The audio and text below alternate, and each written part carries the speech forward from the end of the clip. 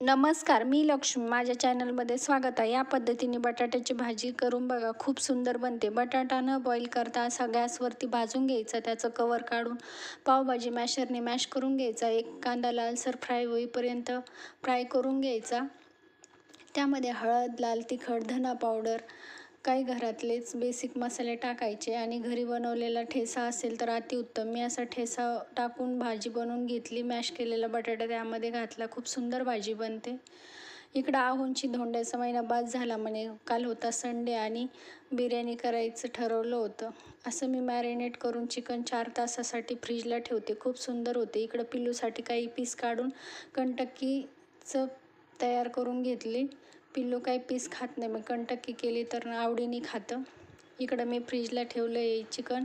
संध्याकाळी घेतली बिर्याणी करायला आणि मी माझ्या पद्धतीने बिर्याणी करते. त्याचं ऐकून बनवली की नक्कीच चुकते आणि मी बनवलेली बिर्याणी सगळ्यांना आवडते आणि छान बनते. संध्याकाळची छान बिर्याणी बनवून घेतली, सगळ्यांना दिलं.